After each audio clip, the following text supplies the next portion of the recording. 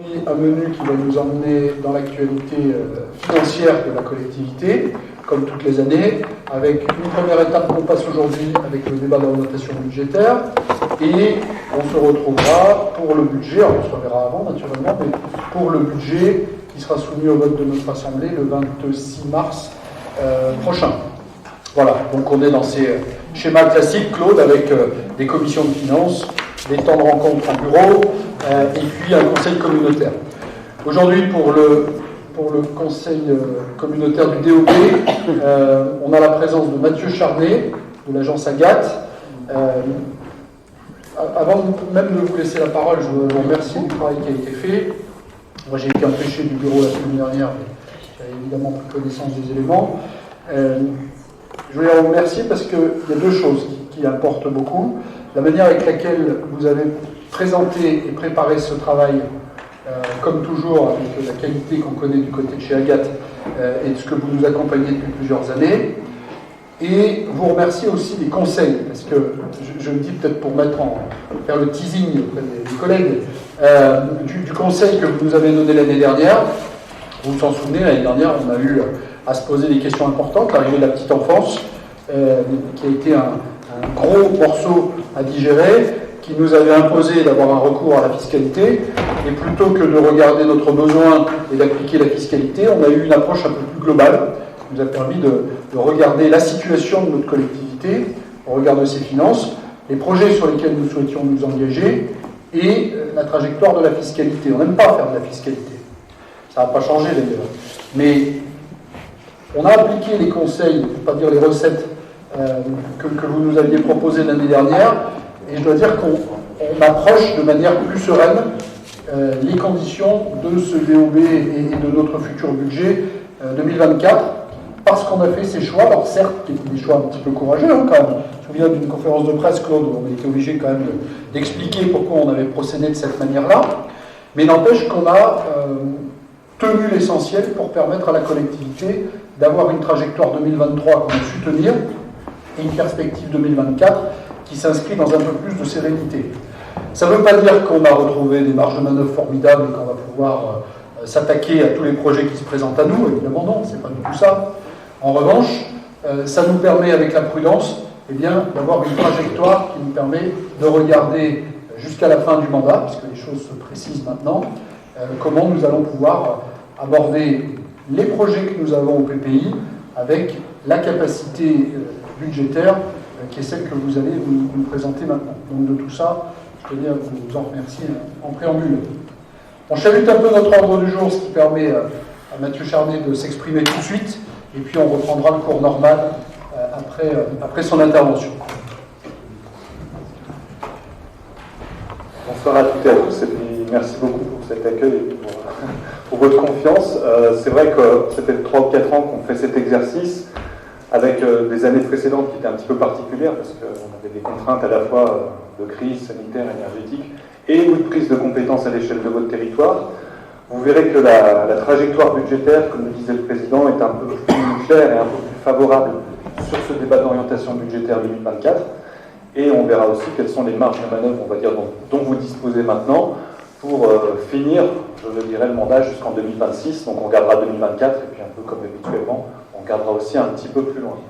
Alors je ne sais pas si, j'espère que ça sera suffisamment clair en projection, parce qu'il y a pas mal de lumière. Pour l'instant, vous voyez, mais c'est que la diapo de titre. Je ne sais pas si on peut moduler un petit peu. On peut moduler plus qu'un petit peu d'ailleurs. Ouais. Sans être complètement dans le noir non plus. Voilà, là. C'est modulé là. Là, c'est modulé comme au cinéma.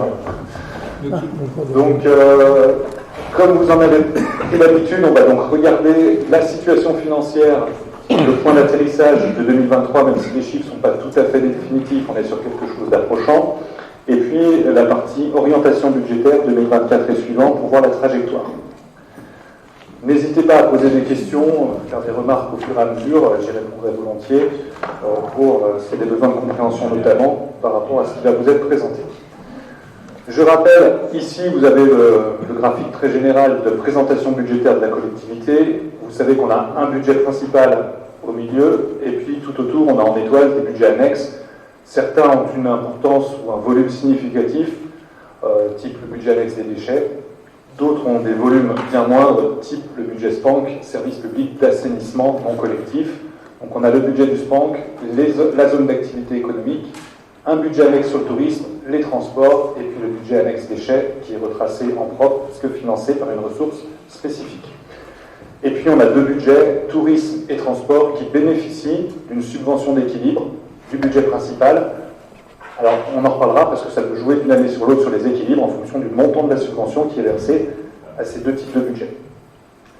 Pour rentrer dans le vif du sujet, je vous propose qu'on regarde rapidement, synthétiquement les budgets annexes, et ensuite on ira vers le budget déchets, qui est le budget un peu plus conséquent sur lequel il y a des enjeux, et on terminera par le budget principal qui centralise un peu toutes les problématiques ou les thématiques.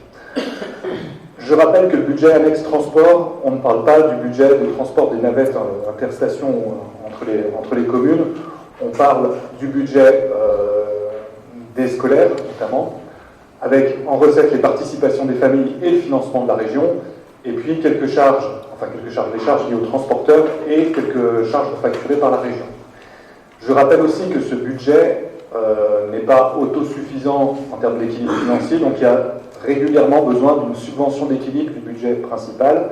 Donc à l'écran, vous avez la subvention qui était de 62 000 € en 2020, 2021 90 000, 2022 0 parce qu'on avait les réserves fin 2021 qu'on consommait, puis 2023 on avait 245 000 €. Donc c'est une somme d'importance parce que ça crevait le budget principal d'autant. Il y avait une charge de 245 000 € au profit du budget annexe transport.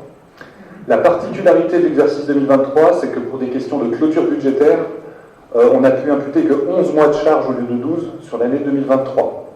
Donc, ce qui fait qu'on a un exercice 2023 un peu moins important en termes de dépenses, et puis les recettes de la région, notamment, ont été plutôt favorables.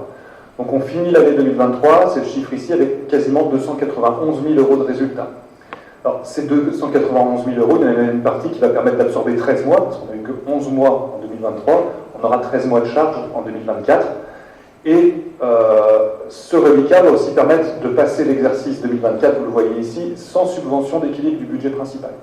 Donc ça va aussi être un apport assez intéressant pour le budget principal, parce qu'au lieu de verser 245 000, on n'a pas de versement à opérer grâce aux excédents qu'on a pu cumuler un petit peu sur la fin de l'exercice sur ce budget. Ensuite, sur les années 25-26, on arrive entre 100 et 150 000 € de subvention du budget principal. Pourquoi? Parce qu'on consomme nos réserves en 24. Et puis parce qu'en prospective, on est toujours plus prudent sur les trajectoires d'évolution de charge. On a plus d'évolution de charge que de recettes. On n'a pas forcément la visibilité à aujourd'hui sur les niveaux de charge 2026, mais on a une approche prudente en prospective. Donc, le point intéressant, c'est qu'on n'a plus les 245 000 € de subvention à faire en 2024, ce qui va vous redonner un petit peu de marge et de souffle sur le budget de la Comcom.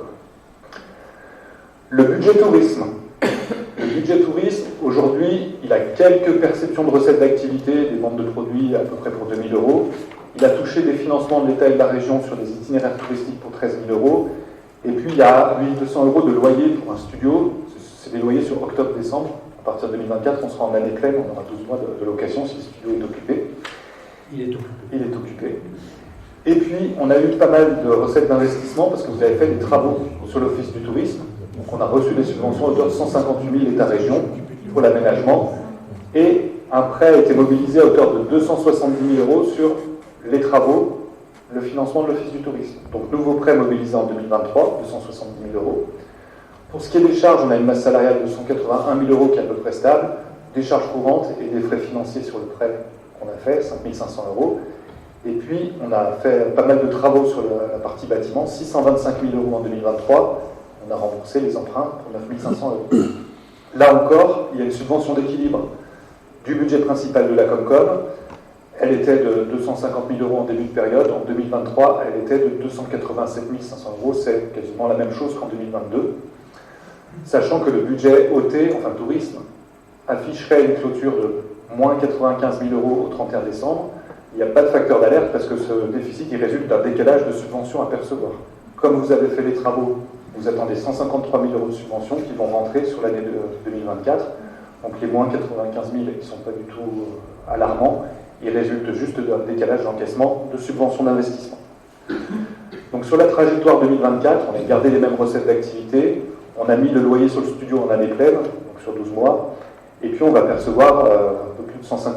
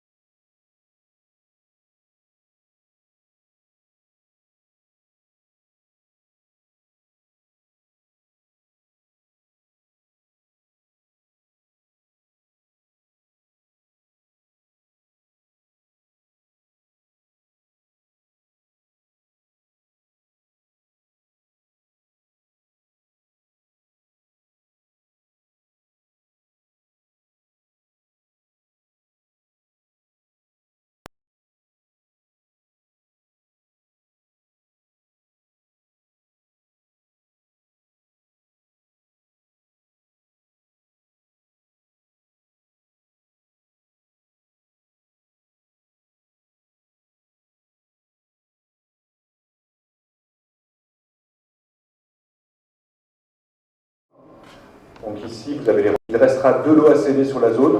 On en a prévu un pour 2024 à hauteur de 40 000, et il restera un dernier potentiellement soit en 24, soit en 25. Pour l'instant, on n'a pas prévu au budget. Donc vous voyez le budget excédentaire, et il reste des lots à vendre, encore 2 lots. Après, la question, c'est qu'il faudra sans doute remettre un petit coup de travaux au niveau de la voirie sur ce secteur. Donc les excédents qu'on peut capitaliser sur les 2 derniers lots à vendre, ça permettra aussi de faire la voirie au propre une fois que toute la zone sera commercialisée. Donc par prudence, aujourd'hui on n'a mis qu'un seul lot en préparation trajectoire budgétaire en vente en 2024. Le SPANC, je vais aller assez vite parce qu'il y a quelques redevances des particuliers, des charges de contrôle des installations. Depuis plusieurs années, on a un résultat de clôture qui oscille entre 20 et 22 000 euros et qui bouge quasiment pas. Donc sur le SPANC, pas de facteur particulier, on a projeté les mêmes équilibres en prospective. Donc voilà le tour d'horizon assez rapide des budgets annexes. On termine par le plus conséquent, on va dire, qui est celui des déchets. Parce que lui, il y a des gros enjeux, notamment il y a des gros enjeux de financement et de travaux sur l'année 2023 et qui vont se terminer sur l'année 2024. Le budget annexe déchets, je le rappelle, créé en 2020, et sa finalité, sa vocation, c'est aussi de porter l'activité ordure ménagère avec un financement propre qui est celui de la taxe d'enlèvement. Là aussi, c'est des sujets qu'on avait évoqués les années précédentes. Est-ce qu'on doit augmenter ou pas la taxe d'enlèvement compte tenu des projets qui se profilent sur ce budget?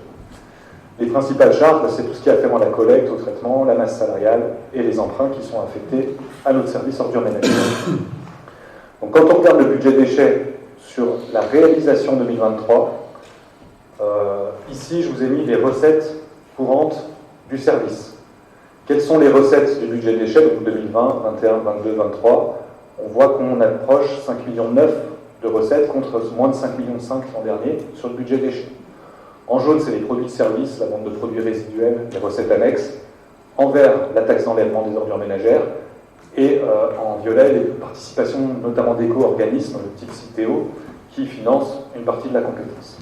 Donc vous voyez que la majeure partie de la recette, c'est la taxe d'enlèvement, et elle a bénéficié à plein de la revalorisation des bases cadastrales de 7,1% en 2023. Donc le gain de produit, on est passé de 4 956 000 à presque 5,3 millions. Ça, c'est uniquement, on va dire, de l'indexation et de l'inflation sur les bases. Vous n'aviez pas touché au taux de taxe d'enlèvement. Donc ça vous a permis de générer plus de 300 000 euros de produits supplémentaires, 324 000 entre 2022 et 2023. Effet mécanique de la revalorisation des bases. Ça, c'est pour les recettes du service. Pour les charges du budget déchets, alors on oublie 2021, parce que rappelez-vous, fermeture des stations, enfin des domaines skiables qui faisaient que les tournées et les charges étaient bien moins importantes. 22, on était revenu sur une année assez standard, et 2023, on fonctionne normalement. On dépasse la barre des 4 millions de charges courantes. Nos charges, c'est de la masse salariale en rouge, on est autour de 500 000 euros, des autres charges diverses pour 300 000 euros, et surtout des prestations de services.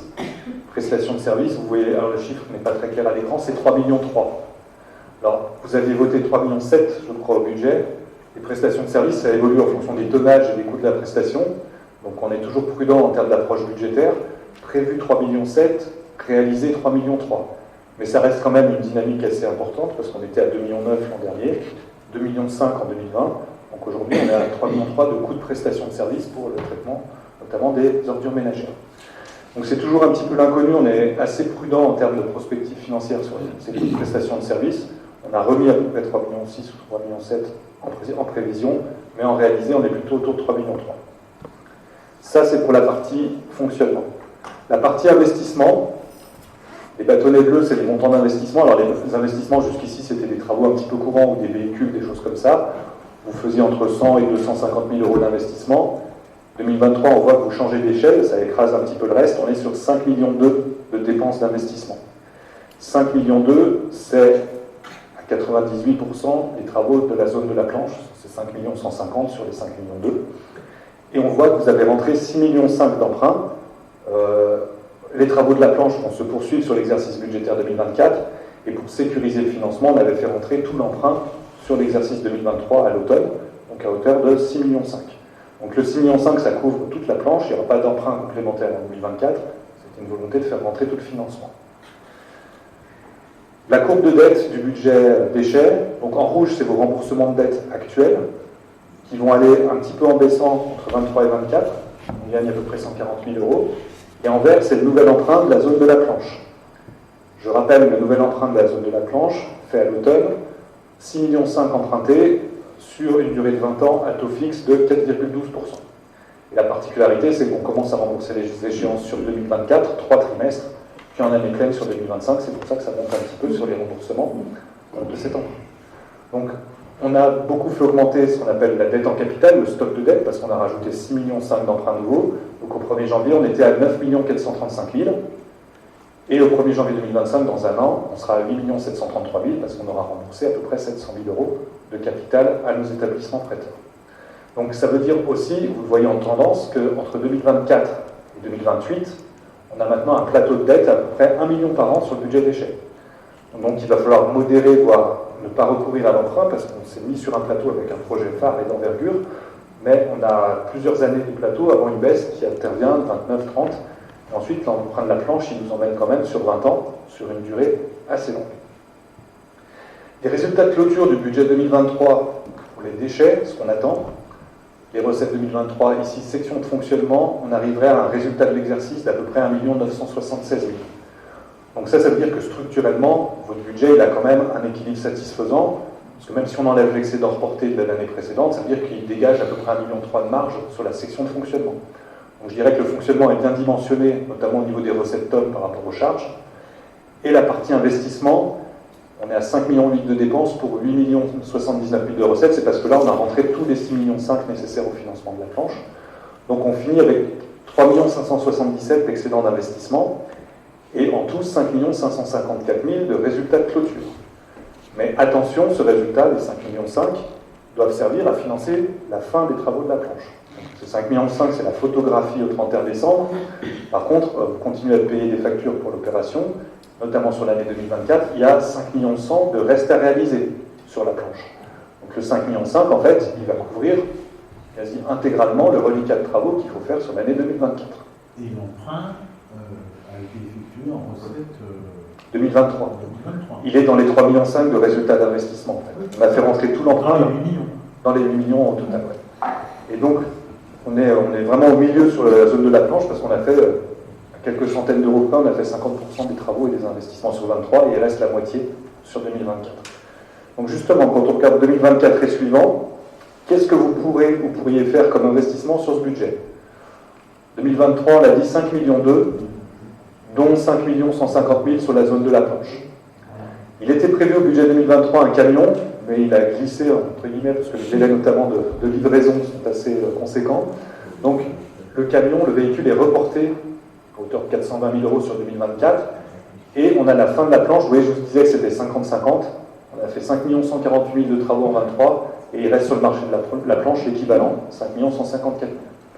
Si on rajoute les investissements courants d'hiver, qui sont à peu près de 600 000 euros chaque année, vous voyez qu'on est quand même encore sur une réalisation à près de 6,2 millions sur le budget déchets. 6,2 millions et en 25-26, je vous ai dit, on ne recourt pas à l'emprunt parce qu'on a un plateau de dette, donc on peut autofinancer 600 000 euros de travaux sur ces 2 années, travaux ou véhicules ou équipements pour le service ordures ménagères. Donc on finit la planche avec un véhicule et 6 millions de travaux, et après on peut autofinancer encore 600 000 euros par an sur le budget des ordures ménagères. Quand on projette nos recettes, aujourd'hui, ce qui vous est proposé en orientation budgétaire, c'est un maintien des taux de tonnes. Quand on s'était vu l'an dernier, on était au début de la planche, donc on appréhendait encore pas forcément tous les tenants aboutissants, les montants de travaux, les emprunts. Aujourd'hui, le financement est calé, les marchés sont convenus, donc on sait qu'on a un montant de travaux défini. À ce stade, il n'est pas nécessaire d'augmenter la tonne, pour 2 raisons. En 2024, on a à nouveau une inflation et une indexation des bases de 3,9%. Que vous retrouverez aussi dans le budget principal. Donc ça veut dire que mécaniquement, votre taxe d'enlèvement, elle va passer de 5 280 à 5 486. Vous allez déjà gagner 200 000 euros de taxe d'enlèvement, juste par l'effet inflation. Ensuite, sur les années suivantes, on a mis 2,5% de croissance de base. Ça reste des hypothèses à ce stade-là. Donc ça veut dire qu'on a un développement de nos recettes ordures ménagères, 6 millions, 6 millions 2, 6 340 000 à l'horizon 2026. Avec ces recettes, il faut couvrir nos charges. Et là, je disais, la particularité, c'est qu'on a des prestations de services qui peuvent coûter assez cher. Donc on avait prévu 3,7 millions l'an dernier, on a fini à 3,3 millions l'exercice 2023 sur les prestations de services. On a remis 3,7 millions en prévision budgétaire en orientation pour à nouveau être prudent, et après avec une indexation de 2,5% par an.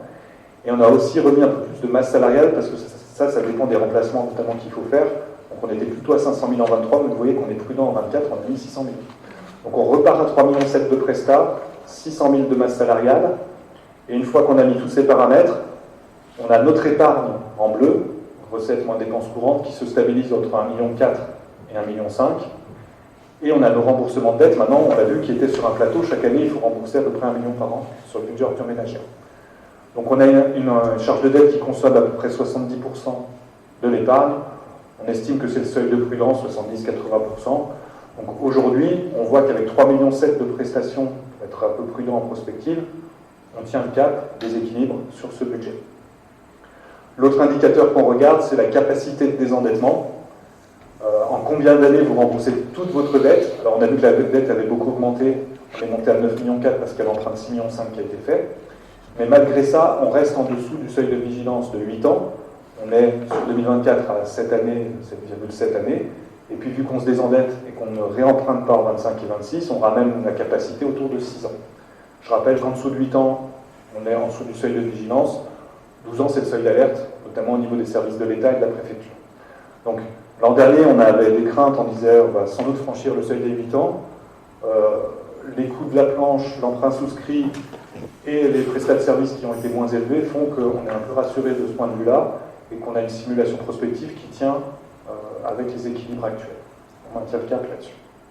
Donc, à ce stade, sauf bouleversement majeur, c'est sûr que si l'an prochain les prestats de services remontent à 4 millions, 4 millions 2, on se posera à nouveau la question de la hausse de la tonne. Mais là, sur les niveaux de charge actuels, il n'y a pas de nécessité, du moins dans l'immédiat.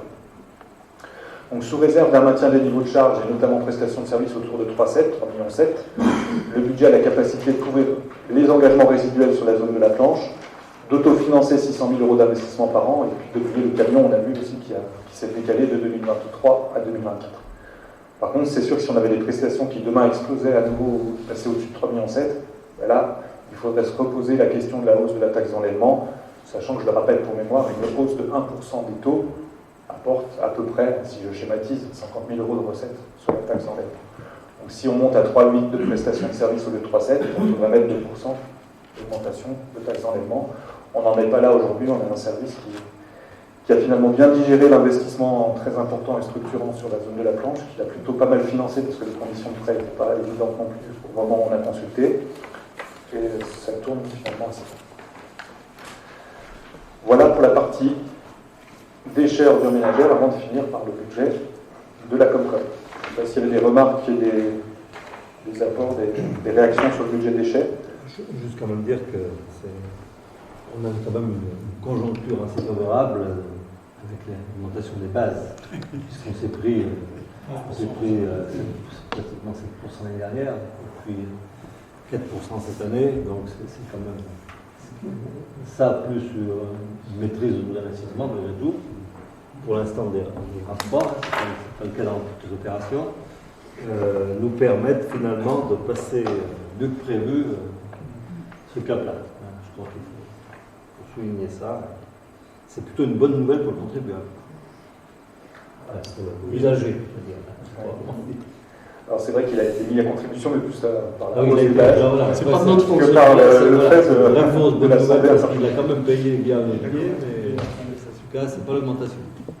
Oui, sur la... Vas-y, c'est bon.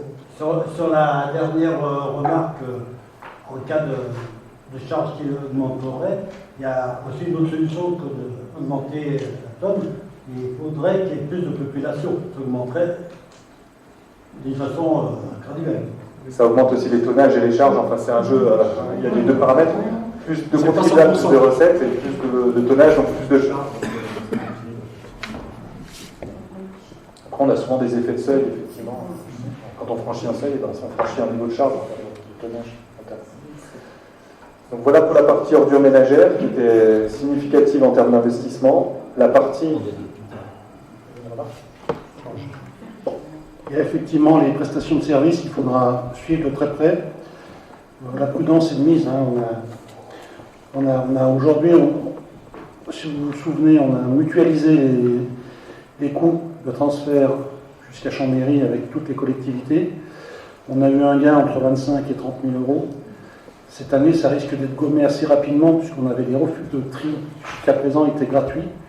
C'est-à-dire que quand il y avait trop de choses mélangées qui arrivaient dans des Molocs, aujourd'hui on ne le payait pas. Donc à partir de cette année, on va le payer. Donc on risque de le payer financièrement et de voir nos charges augmenter. On a également les emplois ménagers, on nous alourdit la fiscalité chaque année sur la TGAP, sur la taxe générale des activités polluantes. Donc il va falloir être prudent. On avait été prudent jusqu'à présent, il faudra continuer à l'être, éveiller, mais par contre, de continuer à bien faire le tri, ça va être aussi une de nos missions. Et, notamment, on retrouve de tout dans les Molocs. On retrouve des parpaings, mais dans toutes les communes. Des parpaings, des bouts de bois, on retrouve. Voilà. Et donc tout ça, ça fait des refus de tri. Ça abîme les camions et demain, il faudra le financer. Donc voilà la vigilance qu'on doit avoir. Effectivement, le budget déchets, on a de bonnes nouvelles, puisqu'on pensait effectivement augmenter entre 4 et 6%, et ça s'en éloigne. Tant mieux, tant mieux. Et puis, j'aurais une question quand même qui est plus technique. Lors de la création du budget annexe déchets, on se posait la question de savoir s'il y aurait un effet avec le budget principal et le FPIC. Est-ce que c'est le cas ou pas?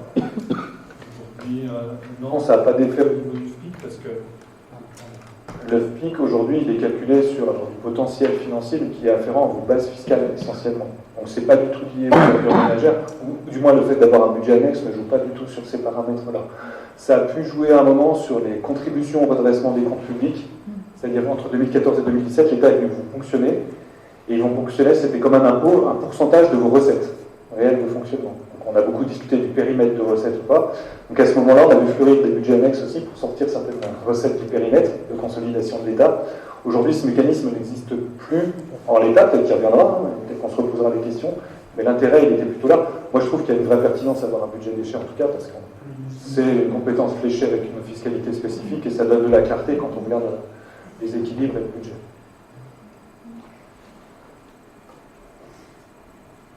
S'il n'y a pas d'autres questions, Sur le budget principal.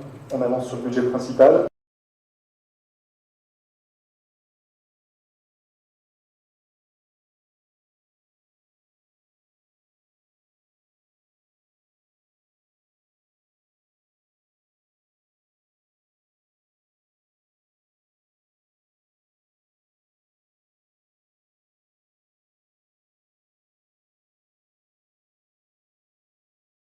Euros et des versements de la CAF d'un petit peu moins de 400 000 euros. Vous avez aussi eu des subventions ponctuelles de la région et puis vous levez depuis 2023 la fiscalité GEMAPI dans le budget principal, mais c'est quelque chose d'assez transparent parce que vous levez 300 000 euros de fiscalité que vous reversez à la PTV. Donc j'en ai pas parlé dans le volet charge, mais il y a aussi 300 000 euros de reversement à la PTV pour l'exercice de la compétence. Donc ça c'est pour le fonctionnement. Donc si je reviens juste à la diapo d'avant, on a 2 390 000 de charges en plus et on a 2 360 000 de recettes en plus. Vous voyez que quelque part, c'est pas que ça s'est neutralisé, c'est que le gain de recettes a suivi la dynamique de dépenses et que ça a été quasi neutre en termes de marge pour la communauté de communes entre 2022 et 2023. Sur les investissements portés par la Comcom, le budget principal, les bâtonnets bleus, c'est les montants de travaux, vous êtes à 2 845 000. Je suis désolé, le chiffre ne sort pas très bien avec le vidéoprojecteur. 2 845 000 euros d'investissement, notamment pour la rénovation du gymnase et la voie verte, qui sont les deux principales opérations.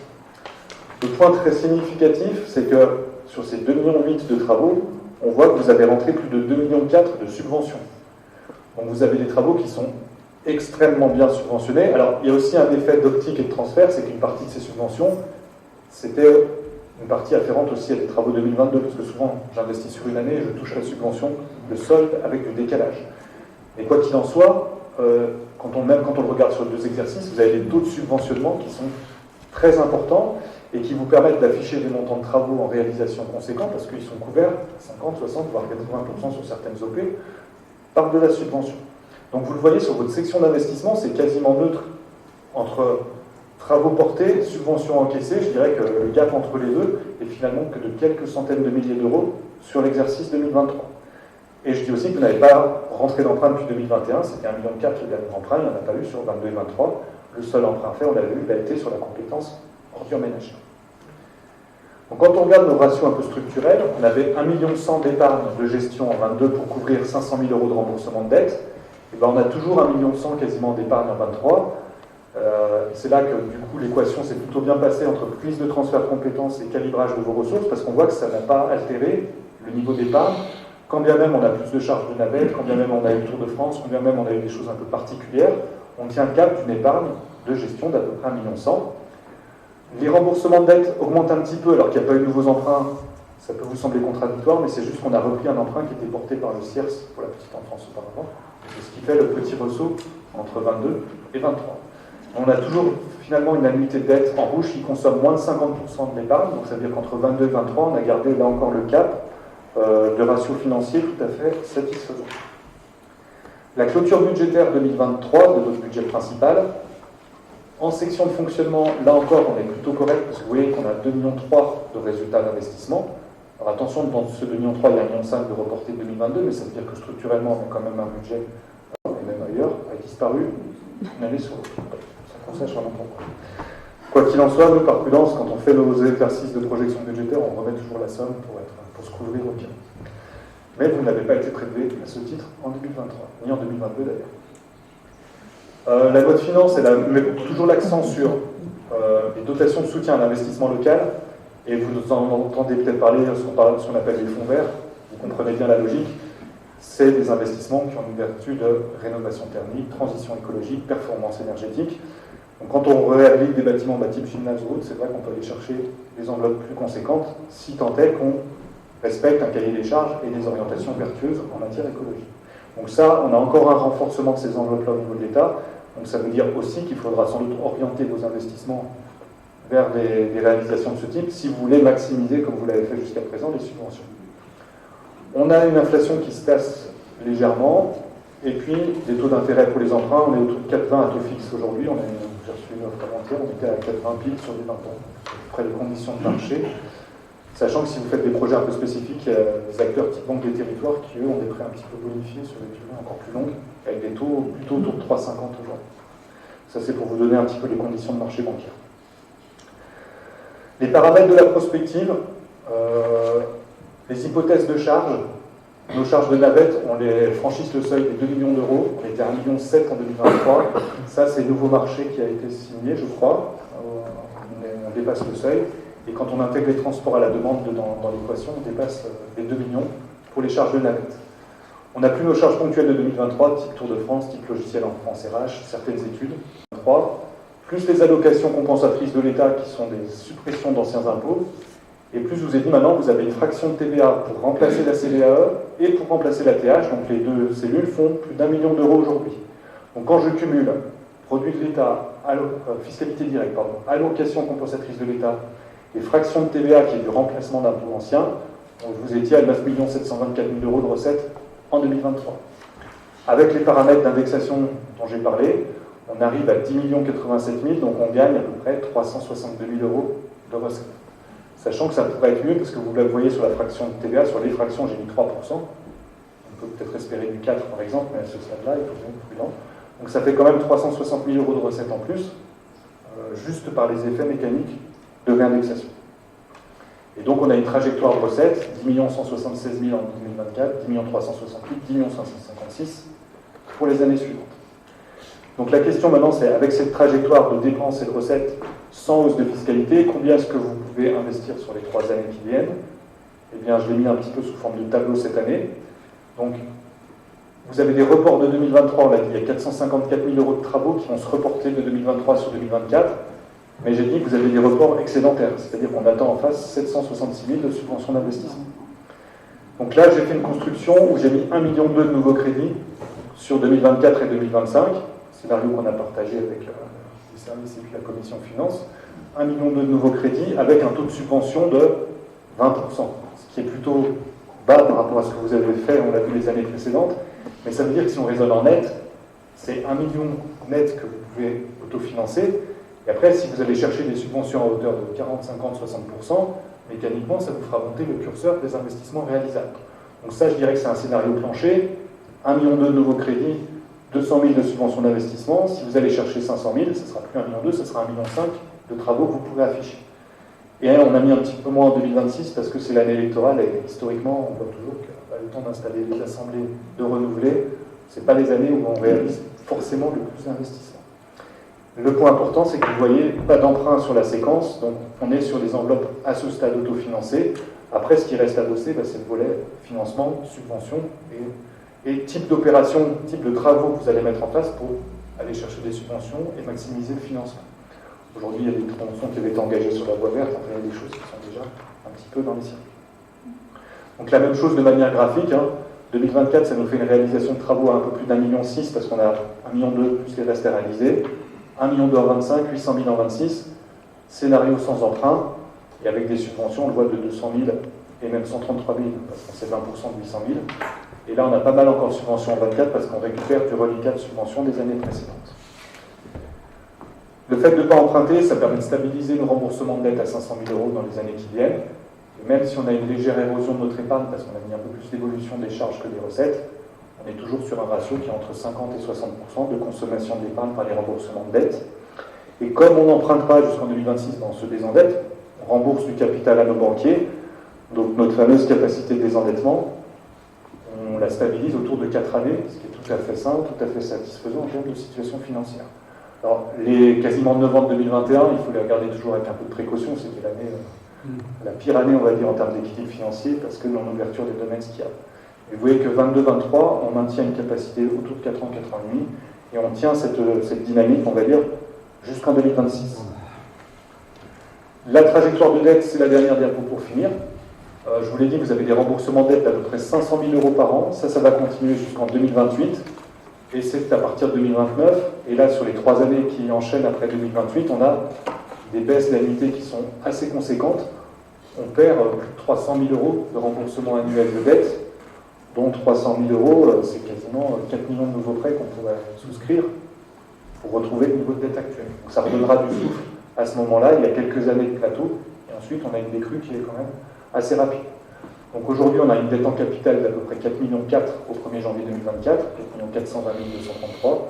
On finirait l'année au 1er janvier prochain, on sera à 3 943. On se serait désendetté de 476 000 € parce qu'on n'a pas mobilisé de nouveaux prêts et on a remboursé 476 000 de capital à nos partenaires financiers. Donc voilà la présentation. Donc aujourd'hui, c'est vrai qu'on était plutôt en trajectoire parce qu'on est dans les orientations budgétaires. Après, il vous appartiendra de travailler à l'intérieur pour avancer jusqu'au budget primitif d'ici fin mars. Voilà, pareil, comme pour les ordres de manager, s'il y a des questions, des remarques. Merci beaucoup. Claude? C'est un peu la même remarque que pour le budget des déchets. L'augmentation des bases permet de passer le cap, voilà, et puis il y a quand même quelque chose qui est assez remarquable. Et bravo à tous ceux qui s'y impliquent, les services, Monsieur le Président, pour la recherche de subventions. C'est assez remarquable. Moi, je suis toujours épaté de voir la capacité de la Comcom à aller chercher des aides. Voilà, ce qui, là encore, nous permet de maintenir un niveau d'investissement qui est important. Voilà, je disais tout à l'heure, en partie à Fabrice, il y a 3 ans en arrière, on nous aurait dit que ça allait être comme ça en 2024, on aurait sans doute signé tout de suite. Donc, on peut plutôt être satisfait de la situation, je pense. Voilà. Maintenant, continuons sur cette trajectoire. Voilà, c'est tout ce que j'avais à dire là-dessus. Moi moi, je m'associe tout à fait à ce que tu viens de dire. Hein. Je suis stupéfait. Vraiment, la capacité, et c'est pas pour lui serrer les pompes à Fabrice, mais franchement, les subventions qu'il est capable de nous apporter, moi, je suis comparé à. Tout le monde peut le faire naturellement, mais d'un territoire à l'autre, d'une collectivité à l'autre, je suis effaré quand je vois les subventions tomber, le montant des subventions, le travail qu'il est capable de développer avec les services de l'État, ceux du département et naturellement ceux de la région. Au-delà du travail, c'est ce qui tombe dans les scarcelles. Et là, et puis derrière, puis on le voit, quoi. Parce qu'on est capable d'investir sur nos équipements. Et je peux vous dire, hein, sans ça, ça n'a absolument pas été possible. Quand bien même on aurait augmenté la fiscalité, c'était juste pas possible. En tout cas, ça aurait été possible, mais dans 20 ans. Donc on aurait mis beaucoup plus de temps pour réaliser tous les investissements que porte aujourd'hui la communauté de communes. Donc, vrai satisfait et un bravo à Fabrice et aux équipes.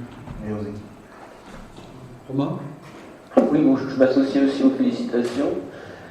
Juste, par contre, je remonte une question qui était émise, enfin une réflexion qui était émise en commission environnement et en GEMAPI. C'est dans le cadre d'un événement qui concerne la GEMAPI et qui est bloqué sur des travaux urgents à hauteur de 100 000 €, par exemple.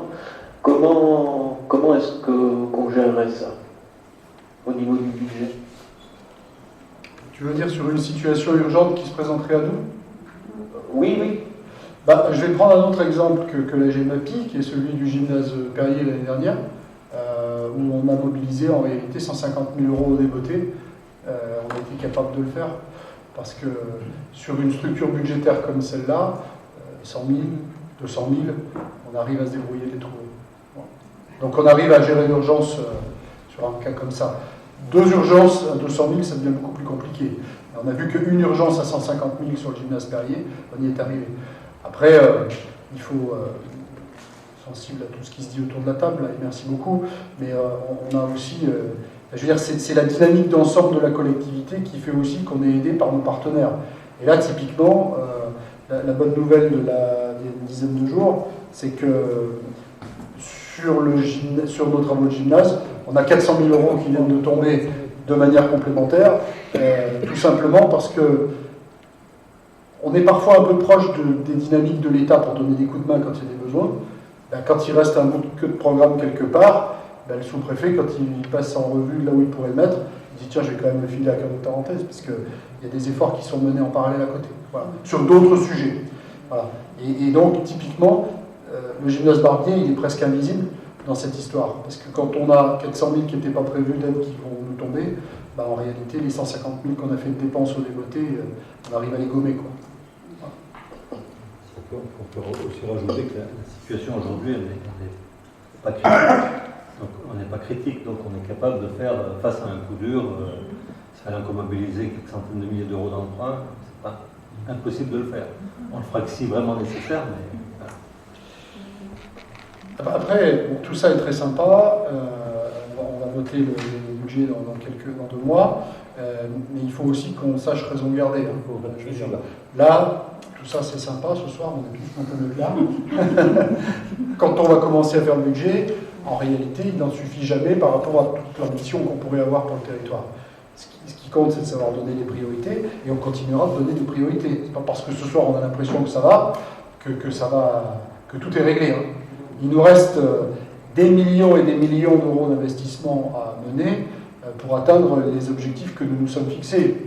Et il y aura des coupes à faire. Poursuivre les travaux de la voie verte, investir sur la couverture des tennis dont on a le permis, aboutir le sujet de la planche et accompagner les vicissitudes d'un chantier comme celui-là et d'un potentiel véhicule qui peut tomber en carafe du jour au lendemain. Voilà, tout ça c'est devant nous.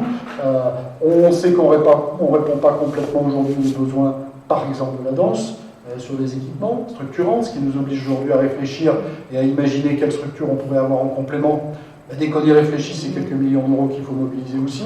Voilà, donc des projets, il en reste plus que la capacité qu'on a aujourd'hui de pouvoir répondre avec nos moyens propres, et même de la capacité d'investissement, d'endettement qu'on est capable de mobiliser. Voilà, donc tout ça est très bien, mais il faut le remettre aussi en perspective de nos besoins, et ne pas perdre de vue que les accompagnements dont on peut bénéficier sont le fruit aussi de la dynamique qu'on porte localement et qu'on véhicule à l'extérieur. Voilà. Ça, c'est important. Il y a un côté un peu méthode Coué dans cette histoire. Quand on se déplace, eh bien, on se déplace avec nos projets. Quand il y a 10 balles à prendre, on les prend. Voilà. C'est comme ça que ça marche. Ça suppose d'avoir une dynamique de projet toujours prêt. Donc, on en a plein les cartons. Oui, du coup, je vais encore rajouter quelques millions. Il reste encore des questionnements GEMAPI. De toute manière, les projets là, à l'étude, ça va déboucher sur des fourchettes, je ne sais pas, max 5 millions d'euros. Et la taxe GEMAPI, je ne suis pas certain que même à fond, on s'en mesure on se pose la question de savoir au niveau de la taxe GEMAPI si elle est en mesure de financer ça. Est-ce qu'il ne faut pas qu'il y ait une préparation en amont, quoi, c'est-à-dire réfléchir au financement de tout ça. On a des gros sujets qui arrivent sur la GEMAPI, on en a un qui est juste devant nous, alors qui n'est pas tant du risque, qui est plutôt de la préservation du milieu, je pense ici au Bruyères, qui est un site auquel on a beaucoup d'attachement, tous ici autour de la table pour des raisons diverses. L'année prochaine, alors le budget n'est pas encore voté, surtout pas s'enflammer, mais globalement, on a refait le point cet après-midi, on devrait mettre à peu près 700 000 € l'année prochaine au Bruyères. Bon, voilà. Donc ça veut dire que dans notre réservoir des travaux identifiés GEMAPI, il y a des choses qu'on va continuer de purger au fil de l'eau, sans arriver déjà sur les gros sujets de protection. Mais quand on met déjà 700 000, une fois qu'on les a mis, on les a plus à mettre, quoi. Alors pourquoi on va les mettre, potentiellement, c'est que d'abord on s'est préparé pour répondre sur ce projet-là, et puis on a mobilisé aussi du plan Avenir Montagne dessus, et puis finalement on a eu aussi un événement là avec un truc un talus qui s'est écroulé, je sais pas quoi, à l'entrée. On va en profiter, on refait un petit global de tout ça, et ça nous permet de porter ce projet, d'aller capter la totalité de notre plan Avenir Montagne, de le porter dessus. Et ça, dans ce que tu évoques du gros volume GEMAPI, il y a déjà 700 000 qui doivent pouvoir être traités l'année prochaine. Je ne vais pas remettre le débat sur le tapis, mais on avait 600 000 d'économies. C'est vrai. Et faire des économies pour faire des travaux, c'est quand même la bonne solution, compte tenu d'un budget qui n'est pas extensible.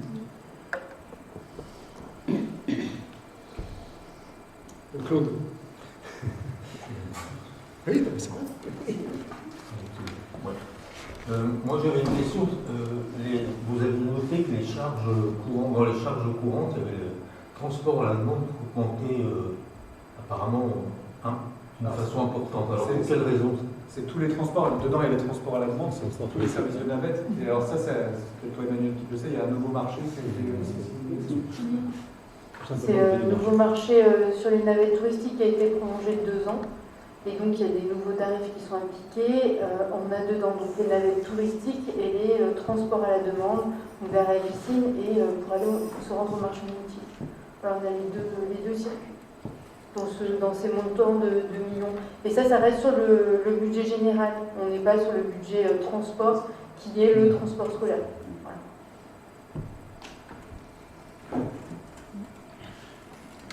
J'en profite, ça n'a rien à voir avec le DOB, mais il y a eu un reportage qui a été fait sur le TAD du ABU. Vous l'avez là, je vais regarder à la fin de la séance, si vous l'avez filmé. Chez toi. Sur BFM TV Lyon. Joseph Gacon qui prenait le transport, etc. Oui, on va chez lui. C'est passé sur BFM Lyon. Aujourd'hui? Non, c'était pendant le mois de décembre. Jocelyne, non? Non. Noëlla. Non. Qui d'autre souhaite ses Si on posait juste la question, en 2026, il y aura normalement le transfert de l'OSC, transfert de compétences au assainissement, ça aura un impact? Oui, fatalement, dès qu'on transfère quelque chose, il y a un impact, mais l'année 2024, elle doit nous permettre de préciser tout ça. Je regarde volontairement Noir qui bosse sur le sujet, mais 2024 va être pour nous une année qui va nous permettre d'éclairer complètement ce sujet pour qu'on puisse se préparer sur 2025. Sachant que là, en l'occurrence, c'est les compétences eau et assainissement. C'est-à-dire qu'il y a ce qu'on est occupé de faire, c'est de lancer un marché pour être accompagné sur identifier les besoins sur l'ensemble du territoire de la communauté de communes. Tant entendu, le préalable, c'est que, oui, la loi va s'appliquer. On doutait, on en a douté pendant un certain nombre de mois, si ce n'est d'années, et que nos voisins nous ont anticipé. Bon, c'est comme ça. Donc, au 1er janvier 2026, la compétence eau et assainissement ne sera plus entre les mains des communes, elle sera entre les mains de la communauté de communes. Donc, nous, pour anticiper cela, ce qu'on a décidé de faire cette année, c'est de nous faire accompagner par un bureau d'études qui, lui, sera chargé d'identifier sur chacune des communes ce qu'on fait, comment est-ce qu'on le fait. Est-ce qu'on a un marché public? Est-ce qu'on a un agent? Est-ce qu'on a une délégation de service public pour réaliser le service? Quel est le niveau des équipements? En clair, est-ce qu'il y a des gros investissements réalisés ou pas en matière de réseau et en matière d'équipement? Donc ça, c'est la première étape. Ensuite, il va falloir qu'on construise tous ensemble une sorte de PPI, un plan pluriannuel d'investissement à partir du 1er janvier 2026 pour voir ce qu'on va devoir investir. Fort de cela, également savoir quelles seront les forces en présence. Est-ce qu'on va faire appel à du personnel? Est-ce qu'on va tout mettre en délégation? Est-ce qu'on va mettre du marché public? Et donc avec accolé à tout ça des coûts, et puis in fine, fixer des tarifs de redevance de l'eau et de l'assainissement, mais qui, pour le coup, comme c'est de l'eau et de l'assainissement, l'eau doit payer l'eau. C'est-à-dire qu'on a 2 budgets annexes qui vont s'ouvrir à partir du 1er janvier, budget annexe au terme duquel l'eau paiera l'eau, l'assainissement paiera l'assainissement. Avec, pour compliquer le truc, des syndicats, le syndicat de l'eau, le syndicat des deux ronds, plus chez toi des délégations, au Belleville des délégations de services publics. Il va falloir là aussi, il va falloir récupérer les contrats, voir dans quelles conditions ils vont. Voilà quoi. C'est tout ce travail qui nous attend sur l'année 2024, début 2025, pour que milieu 2025, on y voit clair et qu'on prenne les décisions qu'il faut prendre. D'autres remarques, questions dans le cadre de ce débat d'orientation budgétaire? Claude, on est bon? Est-ce qu'on peut collectivement considérer que nous avons tenu le débat d'orientation budgétaire? Je crois que Hubert me dit que oui, donc je suis rassuré.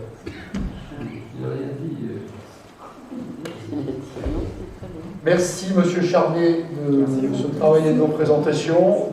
Claude, prochaine étape, donc commission des finances. Qui est le 12 mars. 12 mars. Notez bien. Ça laisse du temps pour préparer, là. Bon, bien. C'était aujourd'hui au 12 mars, ça laisse du temps. Oui, c'est un peu loin. Bon, merci beaucoup en tous les cas pour le travail fait et celui à venir. Je rappelle que nous avions ce soir Aurélien Astre qui a donné le pouvoir à Claude, Marie-Pierre Frémiot à Donatienne Thomas, Akima Dujardin à Claude Jolet. Éric Laurent est excusé. Ce qui n'a échappé à personne, c'est que c'est Guillaume Cruz qui est secrétaire de séance ce soir. Voilà. Nous avons approuvé le PV du...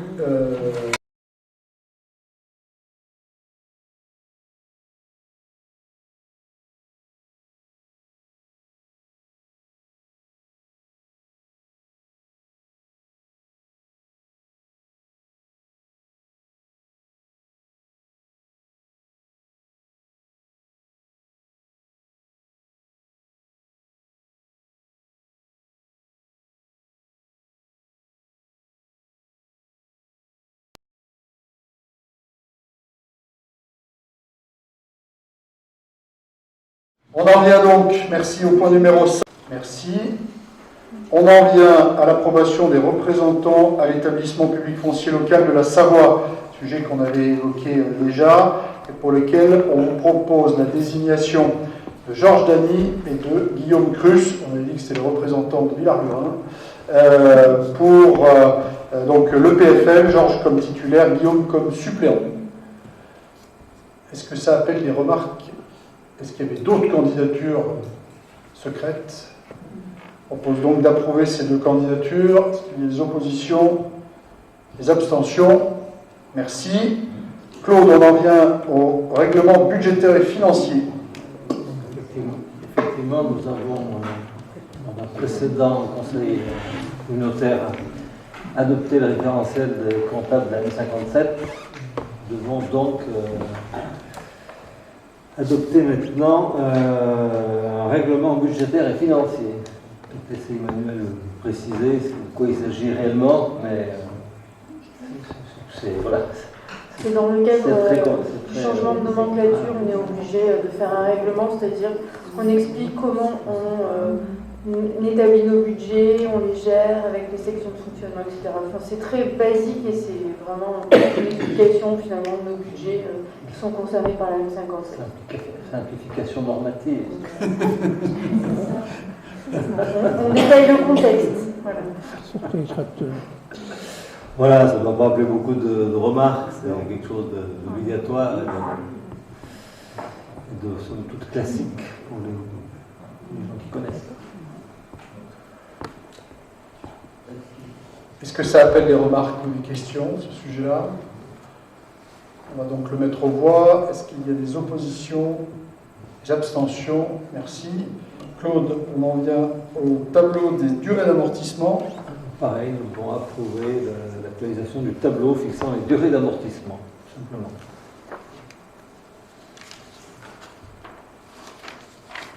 Alors, est-ce qu'il y a des experts qui voudraient contester ce qui a été proposé? Un tableau, un principe classique calé sur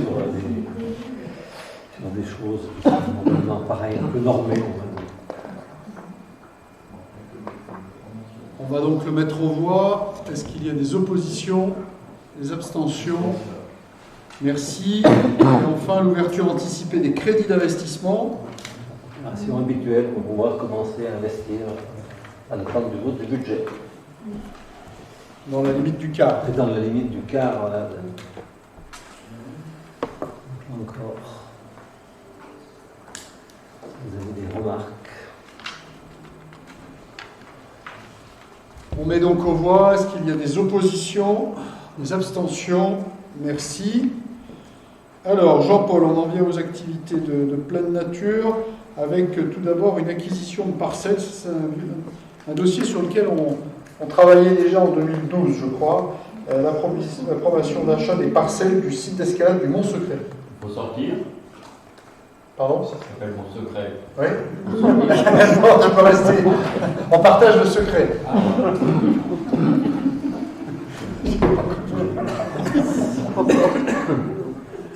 Donc, lors du dernier bureau communautaire du 12 décembre, on a donné un avis de principe favorable pour acheter 7 parcelles qui correspondent au rocher d'escalade sur les communes d'Oublier et d'Autour. Donc, cette parcelle qui est la propriété de M. Botta et de Mme Tressard représente 12 000 m² et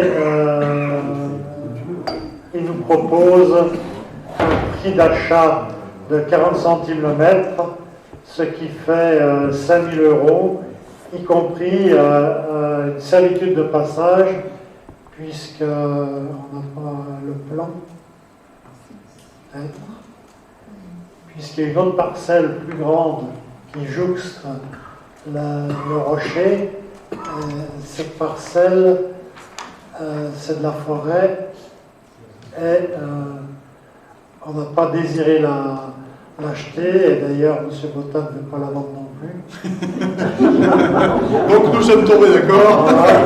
Mais par contre, il est important qu'on ait une servitude de passage pour qu'on puisse accéder au rocher, puisque depuis le petit pont jusqu'au rocher, il y a quand même un peu de chemin à faire. Donc voilà, ça change, donc on n'y arrivera pas. J'accepte la servitude de passage. Oui, c'est ça, il faut que ça soit marqué dans la. On n'a pas grand-chose. Donc le rocher, c'est ce que vous avez en grisé, là, en hachuré. Le trait rouge, c'est l'accès, le chemin qui va jusqu'au pont, là où il y a le parking. Et donc, en dehors de toutes les petites parcelles que vous voyez au début, la grande parcelle appartient aussi à M. Botta, et on lui a demandé qu'il mette une servitude de passage à notre bénéfice dans l'acte. C'est la raison pour laquelle, d'ailleurs, la moyenne des prix sur le secteur c'était plutôt 35 centimes le mètre carré, et on a accepté 40 centimes puisque c'est la rémunération du droit de passage. Voilà. C'est pour ça qu'on n'a pas négocié la proposition de 40 centimes qu'ils nous ont fait. Merci Jean-Paul. Est-ce qu'il y a des remarques, des questions sur ce sujet? Je vais donc le mettre aux voix. Est-ce qu'il y a des oppositions, des abstentions? Merci. On poursuit avec le camping du Glézy, Jean-Paul. Alors, je rappelle brièvement, sans faire un historique et remonter aux sources, mais l'année passée, il y a 2 ans, nous avons résilié la convention qui nous liait avec un exploitant que nous avions choisi en 2017, je crois, parce qu'il n'arrivait pas à commencer l'exploitation du camping. Donc, nous nous sommes attachés à avoir l'expertise de Agathe qui nous a fait en sorte de créer l'appel d'offres pour éventuellement choisir un candidat. Donc cet appel d'offres il était lancé avec un retour des offres pour le 20 décembre. On a eu 2 réponses. Tout d'abord la société OnlyCamp, qui est une filiale d'Utopia, et ensuite une candidature de 2 personnes, un couple, Monsieur Cornet et Madame Vivier. Pour la société OnlyCamp, en fait, elle n'a pas répondu au cahier des charges que l'on avait proposé, puisqu'elle nous demande un contrat de concession, alors que nous, on avait demandé à ce qu'elle prenne en charge l'ensemble des suggestions du site. Donc, l'autre candidature, en fait, c'était 2 personnes n'ayant aucune expérience dans le camping, puisque lui est menuisier et madame est aide-soignante. Bon, donc on a considéré que ce n'était pas une candidature valable. Compte tenu de ce fait, on s'est retrouvé devant une infructuosité, et ce qu'on a décidé d'ailleurs en commission d'appel d'offres, c'est de déclarer infructueux l'appel d'offres. Alors ce qu'on va faire maintenant, on ne va pas baisser les bras, on va continuer à recommencer à chercher des clients potentiels dans une procédure négociée, c'est-à-dire qu'on va, sans publicité, sans rien, on va appeler des personnes qu'on connaît, on va faire des demandes pour qu'on puisse essayer d'avoir des candidats sérieux. On a d'ailleurs prévu le 9 février de rencontrer au moins 3 candidats pour qu'on puisse étudier leurs offres et éventuellement choisir. Voilà, donc c'est l'objet de cette délibération, c'est déclarer sans suite la procédure engagée et de se lancer sur une procédure négociée pour essayer de trouver donc un exploitant futur. Merci Jean-Paul.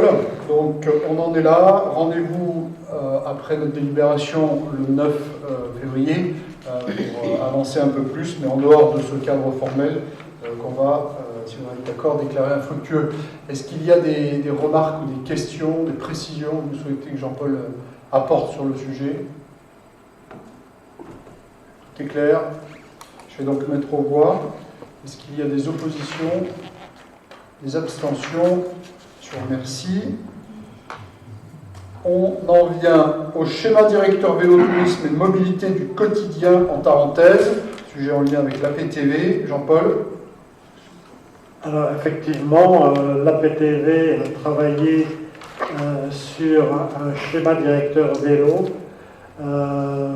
et il a fait depuis 2 ans pas mal de réunions où on était tous concernés par cela.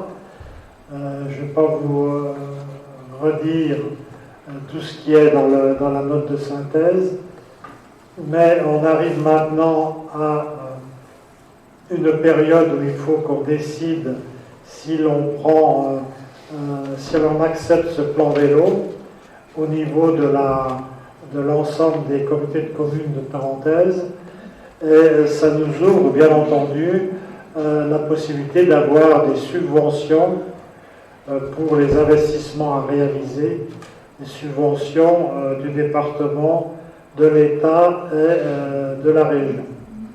Voilà, donc je ne vais pas redétailler toute l'affaire, mais on a estimé qu'au niveau de notre comité de communes, le fait d'investir dans les voies cyclables, que ce soit en fond de vallée ou sur des réseaux secondaires, on avait une somme de 5 330 € à sortir si on veut faire le boulot.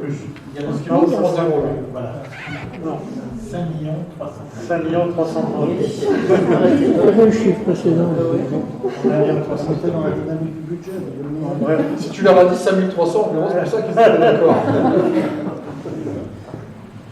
Donc 5 330 000 à sortir, et on est, vous voyez, la communauté de communes qui va le plus dépenser sur l'ensemble des 5 comités de communes du secteur tarentaise.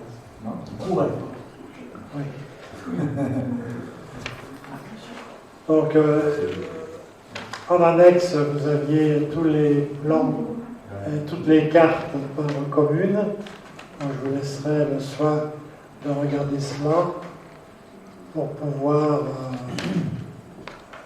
voilà, avoir une idée de tout ce qu'on a mis en place sur notre territoire, enfin qu'on voudrait mettre en place sur notre territoire.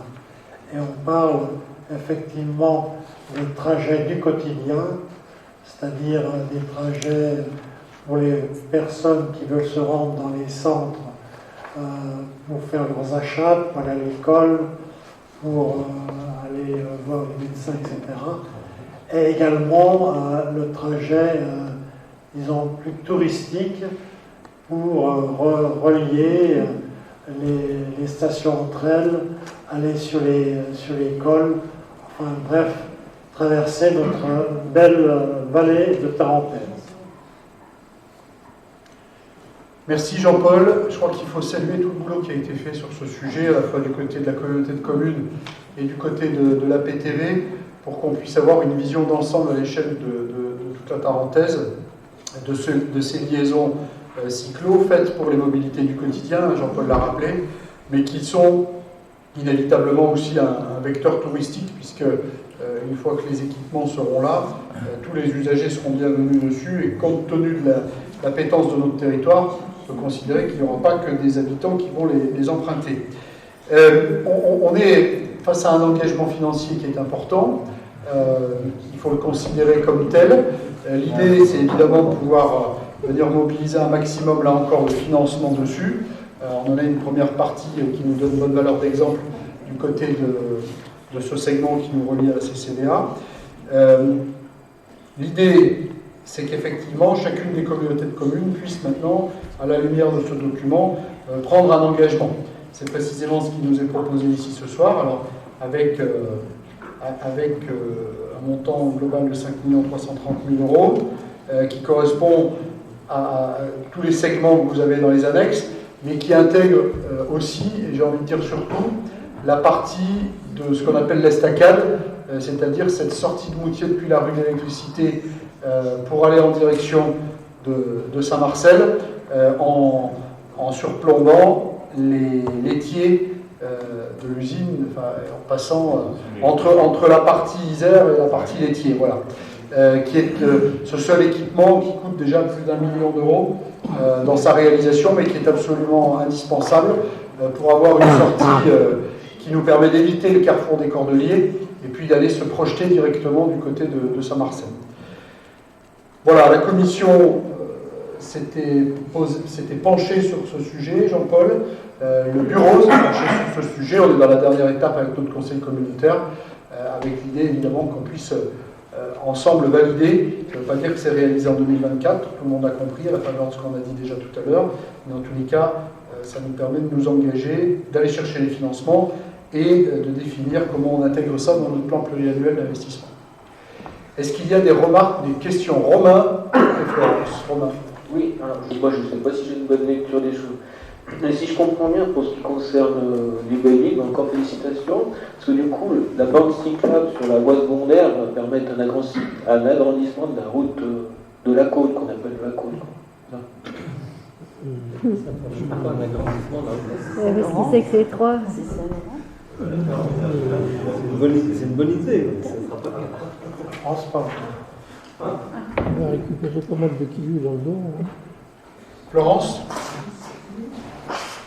Oui, simplement, parce que je remarque, on nous a donné les longueurs de cyclable, et pour notre commune, on est à 97 000 mètres pour 5,3 millions, et je ne sais pas s'il y a un rapport entre les mètres et puis... c'est les ouvrages. Non. Oui, mais c'est important.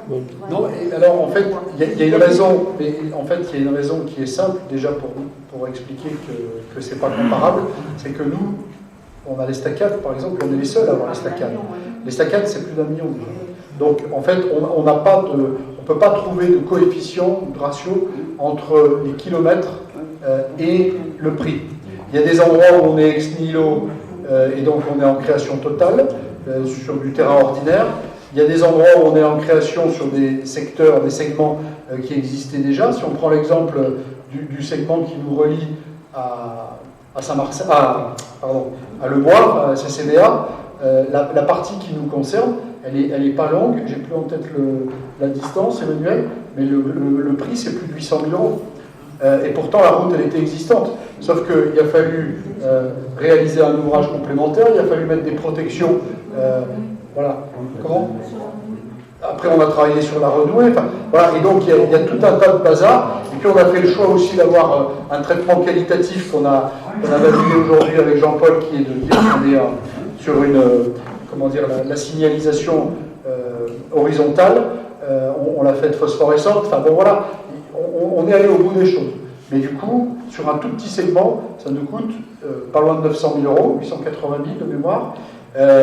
Alors que parfois on peut faire des distances beaucoup plus longues pour moins cher.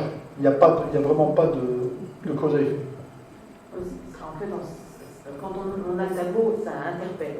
Oui, bien sûr. Bien sûr. Oui, donc du coup, vous me voyez déçu. Alors, bien ma première question. Non, mais en fait, du coup, s'il n'y a pas d'élargissement de voie, techniquement, je me pose la question de la bande cyclable sur la route de la côte au vu de la voie actuelle. Et je me pose du coup la question, pourquoi pas plutôt une voie partagée? Enfin voilà, si on peut m'expliquer, les choses. Jean-Paul, si tu veux, de mémoire sur l'explication qu'on nous a donnée, c'est qu'en fait, on va chercher à dessiner au sol la possibilité pour les vélos de s'inscrire sur la route. Donc, c'est pas séparé complètement, mais ça permet de légitimer les vélos ici et d'obliger les gens à faire attention, en fait. Mais c'est pas séparé, en fait, comme on peut l'imaginer, par une voie dure de béton, quoi. On va pas l'élargir.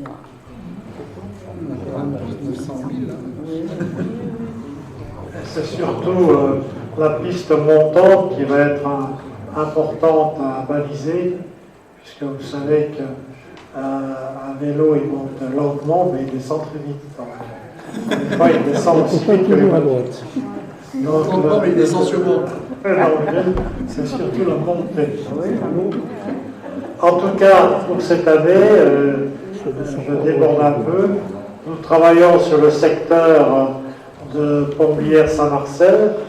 Nous avons eu une réunion avant-hier ensemble avec la commune et notre maître d'œuvre.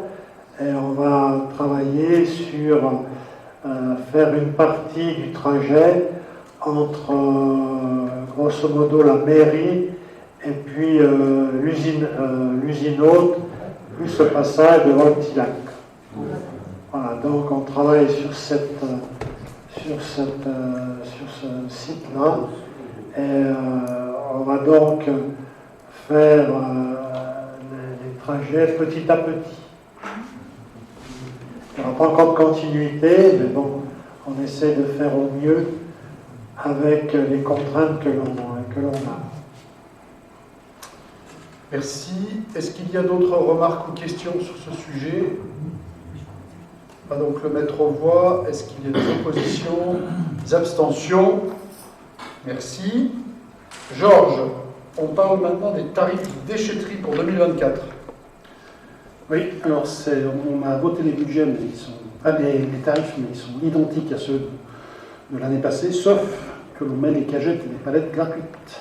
On a augmenté 4% l'année passée, et cette année, on veut encore favoriser, puisqu'on en retrouve un peu, même beaucoup sur la voie publique, des cagettes et des palettes, et si c'est un frein que de les amener en déchetterie que de payer, on veut mettre la gratuité, et c'est pas des grosses recettes, hein, c'est que pour les professionnels, hein, ces tarifs. Donc voilà le seul changement sur les tarifs. Merci. Est-ce qu'il y a des questions sur ce sujet-là? On va donc le mettre aux voix. Est-ce qu'il y a des oppositions, des abstentions? Merci. On poursuit avec le SPANC et l'approbation des tarifs 2024. Donc nous travaillons avec le cabinet Nico qui fait les prestations pour notre compte. Et donc une tarification est à voter. Le SPANC, comme vous le savez, c'est une prestation qui est faite aux pétitionnaires lors du demande ou des contrôles qui sont réguliers. Et simplement, nous on encaisse et on reverse tout ça au cabinet Nico pour la prestation. Donc vous avez les tarifs qui sont actualisés. Et puis une catégorie qui a été rajoutée, c'est une catégorie de 20 à 49. Alors c'est habitant par contrôle fait sur l'établissement, on n'en a pas, mais on l'a quand même mis. Si on en a un qui voit le jour, on peut dans tous les cas avoir cette tarification et adresser la facture au pétitionnaire. Voilà. Merci. Bon, là on est dans la poursuite de ce qui se faisait aller jusqu'alors. Hein. Est-ce qu'il y a des remarques ou des questions? Il y a un tarif qui a été rajouté, c'est dans le cadre d'une tournée sur Normandance qui en a 20, qui peuvent en faire plusieurs dans la journée, donc il y a un tarif dégressif. Voilà. Ok. Très bien. Des remarques, des questions? On met donc en voix. Est-ce qu'il y a des oppositions, des abstentions? Merci. Noir au point 16. Signe la convention de délégation de compétences en matière de services de mobilité partagée. Oui, d'abord rappeler qu'au titre de la loi LOM, on exerce la compétence transport en lien avec la région, qu'à ce titre-là, au titre de la compétence, on a décidé l'été dernier de mettre en place des aides en matière de covoiturage et qu'à ce titre-là, on a perçu, donc on a mis en place un dispositif de 20 000 euros, on a perçu, non pas perdu, mais perçu 20 000 euros de fonds verts, et qu'en outre, au titre des lignes de covoiturage spontané, on a également perçu un peu plus de 100 000 euros de subventions au titre du fonds vert. Bon. Pour la faire courte, comme on exerce cette compétence au titre de la région, il faut que ces montants-là apparaissent dans la convention de délégation de compétences, ce que nous vous proposons d'approuver ce soir. Voilà, c'est juste ça. On a mis en place des actions d'aide pour le covoiturage et de l'investissement au titre duquel on a perçu les subventions. Donc on indique à la région, voilà ce qu'on a mis en place et c'est applicable d'aujourd'hui jusqu'en 2028. Merci Noir. Donc en fait on vient traduire le fait qu'on réalise chez nous des actions sur les mobilités partagées et ce qui nous permet de recevoir les subventions alors que c'est une compétence initiale de la région. C'est ça, pour faire simple? Ok. Est-ce que vous souhaitez des précisions sur ce sujet-là? On peut préciser qu'on a demandé à Thomas Joly aujourd'hui de bien nous suivre le sujet de la Cardelli pour qu'on ait quelques indicateurs pour qualifier la manière avec laquelle ça fonctionne. Alors sans qu'on ait les chiffres à ce stade, ce que l'on sait, c'est qu'on est le territoire qui a le plus consommé pour l'instant. Voilà. C'est juste un indicateur. C'est l'endroit où ça a le mieux marché en parenthèse. Voilà. Alors, est-ce qu'on peut mettre en voix sur ce point du rapport 16? Est-ce qu'il y a des oppositions, des abstentions? Merci. On en vient au point numéro 17 Donna avec une tarification pour la vente de la carte réalisée par Elsa Lacotte qu'on va pouvoir projeter, qui est un très beau produit de Naciel. Oui. Ah non, c'est pas ça. Il est là en version. C'est là on connaît le prix. Alors, en fait, donc l'illustratrice Elsa Lacotte donc a réalisé cette carte du territoire de Cœur de Parenthèse lors de la rencontre du livre et de l'illustration en octobre dernier. Voilà, donc ce qui vous est proposé, voilà, donc ce qui vous est proposé en fait, c'est que comme on avait des impressions de 80 cm par 45, c'était de pouvoir la vendre pour promouvoir le territoire. Donc au sein de l'Office du tourisme intercommunal et de la médiathèque et de l'école des arts, au tarif de 10 € TTC la carte. Voilà, donc c'était tout simplement voilà, chaque 80 par 45. Bon, vous êtes arrivé à voir, j'imagine, ce qui se passait à l'écran. C'est une carte mouvante, donc c'est pas très cher, 10 € en réalité. C'est la carte du territoire, de manière évidemment figurative. Elsa Lacotte est une Auvergnate, donc au départ elle nous avait surtout fait des volcans, aujourd'hui elle nous a surtout fait des pointus. Mais en tous les cas, on retrouve, il y a vraiment une fidélité de notre territoire, notamment avec les lieux-dits que l'on retrouve, avec un certain nombre de paramètres qui sont des marqueurs du territoire aussi, qu'on retrouve. Et cette carte, c'est une invitation à découvrir Cœur de Parenthèse d'une autre manière. Voilà. Donc cette carte, ce que Donna vous propose, c'est qu'on la vende à l'Office du tourisme au prix de 10 €, ce qui est un prix qui permet de couvrir la dépense, mais qui surtout permet à tout à chacun de disposer d'un beau support en souvenir de ce territoire, ou en valorisation de ce territoire. Et en précisant aussi, Donna, que chacune des communes n'aura pas besoin de passer au tiroir-caisse de l'Office du tourisme. On va vous offrir dans chaque commune une illustration d'Elsa Lacotte encadrée. Donc on est, comme on est sur une forme un peu atypique, on est occupé de préparer les éléments, mais on remettra pour chacune de vos communes cette carte. Voilà. Je veux vraiment rappeler que c'est une carte illustrée, hein, donc voilà, des petits... C'est pas l'hygiène. Hein. Exactement. Voilà, donc simplement pour avoir des noms qui sont un petit peu décalés par rapport aux petites illustrations qu'on peut trouver sur la carte, hein, mais voilà. Avec Donna, on a beaucoup travaillé, alors c'est important ce que dit Donatiel, on a beaucoup travaillé sur les corrections, parce que Noëlla, quand on est dans les belles villes, entre le levassé, le lavassé et toutes les manières qu'on a de l'écrire, eh bien, effectivement, on peut avoir des points de désaccord. Donc on a, avec Donna, voilà, partagé nos visions pour corriger les noms d'un certain nombre de nos villages et hameaux. Je crois qu'on n'est pas loin. Il y a une faute, mais. Ah, mais voilà, non, mais c'est pour ça, il faut le regarder comme. Torrent, il y a 2 heures, non? Il faut le regarder. Il faut le regarder comme un objet artistique aussi. Il y a qu'un air, ça m'a choqué. Il faut le regarder comme un objet artistique. D'accord. Je vais le regarder de loin. Voilà, en tous les cas, c'est un joli support. On mettra un verre. Bien, alors, revenons à des choses beaucoup plus mercantiles. Le prix. 10 €. Est-ce qu'il y a des remarques sur cette proposition? Je vais donc la mettre aux voix. Est-ce qu'il y a des oppositions, des abstentions? Merci. Donatienne, toujours au point 18, la tarification des événements culturels appliqués aux différents publics captifs du territoire. Donc, avec le développement donc, du projet culturel, en fait, on développe aussi des actions culturelles dans les structures du territoire. Et aujourd'hui, ce qui vous est proposé, c'est d'appliquer des tarifs publics sur lesquels donc, on a déjà délibéré, hein, mais sur certaines structures, alors notamment sur le service enfance-jeunesse et petite enfance qui est porté par le service unifié, hein, CCCT, CCBA. On fera en fait on refacturera en fait sur les deux autres collectivités avec une clé de répartition, hein, bien évidemment. Hein. Sur les structures EHPAD et médico-sociales qui sont hors CCCT, sur les structures scolaires aussi hors CCCT, toutes les structures en fait qui sont hors de la communauté de communes.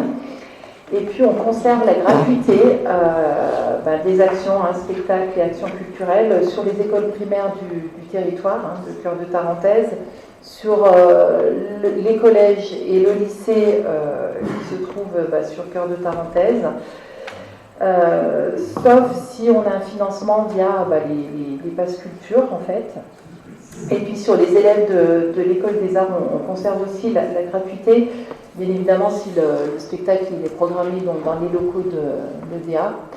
Et en fait, si c'est sur l'extérieur, en tout cas, il faudra que les élèves soit aient fait la première partie du spectacle, ou soit qu'il y a un projet artistique derrière sur lequel ils ont déjà travaillé avec la résidence. Mais voilà, c'était un petit peu de se dire, aujourd'hui on proposait les actions, elles étaient vraiment gratuites tout le temps, et voilà, de pouvoir remettre de l'ordre dans tout ça. Merci Donna. Est-ce qu'il y a sur ce sujet des précisions que vous souhaitez? Des questions? On va donc le mettre aux voix. Est-ce qu'il y a des oppositions, des abstentions? Merci. On a épuisé notre ordre du jour. Quelques dates que je vous partage. Une assemblée générale des communes le 30 avril prochain à 19h. Ça veut dire l'assemblée générale des communes. C'est important de bien la diffuser tout de suite cette date puisque c'est la rencontre à laquelle on invite tous les élus municipaux de nos 6 communes pour un temps de présentation, de mise à jour des différentes informations qui concernent la communauté de communes. Donc le 30 avril à 19h à la salle des fêtes. Le prochain bureau il sera organisé le 14 février à 18h. La prochaine séance du conseil communautaire, là il y a une coquille, c'est pas le 14 février, c'est le 26 mars. Non. Ça c'est... Ah oui, pardon. J'étais déjà sur le budget. Le 14 février à 19h. Donc un bureau à 18h et un conseil communautaire à 19h. Et une commission de finances, comme on l'a dit tout à l'heure, le 12 mars à 19h. Et un conseil communautaire le 26 mars. Est-ce qu'il y avait d'autres informations que vous souhaitez partager? Georges? Oui, c'est sur la planche. Sur la planche, on a quelques mauvaises surprises qui nous ont été qu'on a découvert. Qui sont trois faits qu'il faut quand même qu'on relate. C'est le pont roulant n'est pas à la bonne hauteur. On n'arrive pas avec le grappin à aller dans toute la fosse.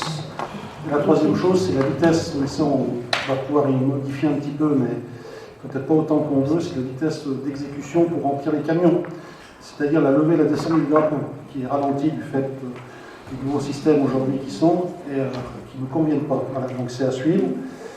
Il y a eu une réunion technique hier, je n'ai pas eu les derniers retours, et donc il y a des solutions. Financièrement, ça peut nous coûter 150 000 à 200 000 euros, mais on va voir qui est-ce qui doit prendre tout ça en charge. Voilà.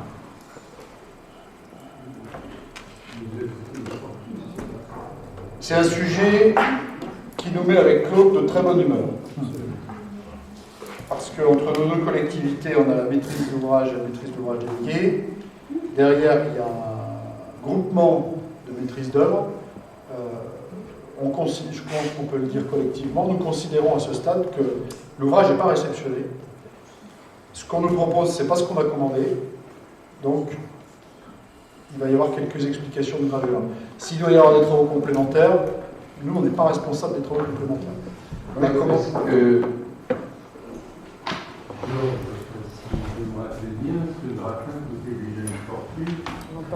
On avait hésité, vu le prix de ce grappin au moment de la CAO, si je me rappelle bien, on était étonnés, il était très très cher ce grappin. C'était pas que le grappin, c'était le pont roulant. Le pont roulant, on avait une problématique, c'est que si on voulait le mettre en service pour cet hiver-là, il fallait qu'on signe rapidement. C'était pas le grappin, c'était l'ensemble, c'était le pont roulant. On avait hésité à pas le prendre. Mais on aurait eu cette problématique de ne pas être livré en décembre et de ne pas pouvoir le mettre en fonctionnement. Et c'était pas le grappin, c'était le pont roulant. Le grappin, ce qu'il y avait eu, c'est qu'il nous avait mis un plus gros grappin. Et nous, on n'en voulait pas parce que c'est utilisé pour mettre dans des fours. Donc, il y a des grappins qui nous proposaient, et nous, on met dans les camions. Et le camion est un petit peu moins large. Donc, il fallait que le grappin, il déborde pas du camion, parce que sinon, on en aurait eu partout des ordures ménagères. C'était ça. Et là, c'est la vitesse de montée et de descendre. On a des variateurs qui nous ralentissent énormément. Et ce qui était fait en 2 heures aujourd'hui sera fait en 3 heures. Donc ça, c'est un point qui n'est pas acceptable. Mais on va pouvoir apporter des petits correctifs là-dessus. La hauteur du pont, ça a été un camion qui était présenté et on avait demandé une marge supplémentaire qui n'est pas respectée. Il y a des camions qui sont un petit peu plus hauts et aujourd'hui, ça nous gêne. Et dans tous les cas, qu'on ne puisse pas aller partout dans la fosse pour prendre des ordures ménagères, ça va nous amputer notre stockage et donc il va falloir apporter des solutions qui existent, mais à ce stade, ce n'est pas acceptable. Et on verra effectivement jusqu'où on doit aller, si on doit avoir une petite... on va discuter avec la maîtrise d'œuvre et puis savoir le groupement d'entreprise qui est-ce qui doit prendre en charge quoi. Voilà, on a peut-être une petite demande juridique à faire. Mais... Merci. Est-ce qu'il y a d'autres remarques ou suggestions à cette fin de conseil? On a tout épuisé. Eh bien, c'est parfait. Merci beaucoup. Bonne soirée.